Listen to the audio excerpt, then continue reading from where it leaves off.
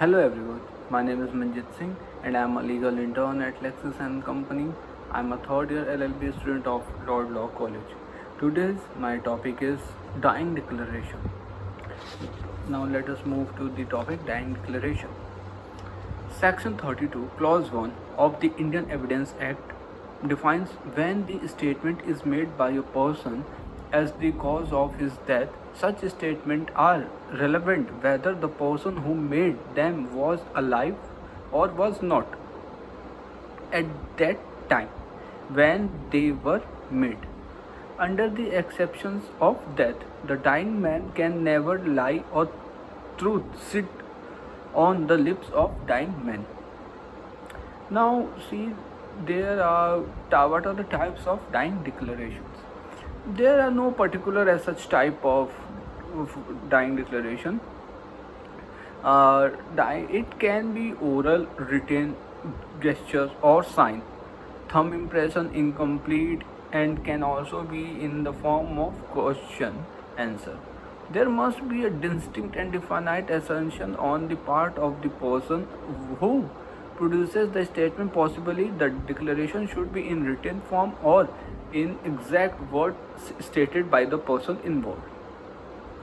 There are few requirements of the dying declaration which are as follow. First one is statement may be oral or written. Or second one is the statement must be as to cause of death or circumstances of the transactions or results in death. These are the few requirements for the dying declaration. Now let's see who can record the dying declaration. A dying declaration can be recorded by a person, even by a police officer, but if it is recorded by the judicial magistrate, it would be more strength and reliability. It was stated in the case that Ram Singh versus Delhi administration, it was held that a clear and corporate dying declaration cannot be rejected just only because it was recorded by an officer. What are the reasons for admitting dying declaration in evidence? That what were the reasons? Let us see that. A dying declaration is admitted in evidence that is truly based on the principle of nemo mortuus proprietary. That means man will not meet his maker with a lie in his mouth. Dying declaration does not require any corroborations as long as it creates confidence in the mind of the court and free from any form of tutoring. In case of Akka Ram versus State of Rajasthan, court held that dying declaration is admitted upon consideration is made extremity when the makers of the statement is at his bed and very hope of the world is gone. Now let's see who should record the dying declaration. Any person can record a dying declaration made by the deceased, but the person who is recording the dying declaration must have some nexus with the deceased, either circumstantially or by some facts. The doctor or police officer hold more value as compared to the normal persons. A dying declaration can be recorded by a person or even by the police officer, but if it is recorded by the judicial magistrate, then it will have more credential value than reliability. Now let us see landmark cases of the dying declaration.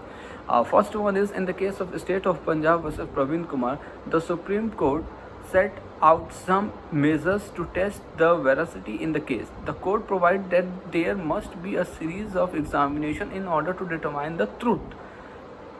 If this statement provide different versions and do not couple with given facts, then the court must opt for other evidence in their records to clarify the things so that truth can be inferred. After discussing all above the facts, the requirements of dying declaration, and who can record the dying declaration and why reasons for admitting the dying declaration in evidence, we can conclude that the dying declaration is not especially mentioned in our penal law under section 32 first of IPC. It is the statement made by the person who is going to die and the statement will be considered as an evidence in court. how his death caused, and who is the murderer. The admissibility of dying declaration accepted in our India code, because the law presumes that the letrem mortem, the man will never lie. Thank you. Please like, subscribe and comment on my channel. Do comment your questions on the comment box. If you have any questions with regards to this video or with regards to my previous videos. Lastly, this video does not solicit any types of promotions or advertisement as per the guidelines prescribed by the Bar Council of India, and the sole purpose of this video is for the education purpose only. Thank you.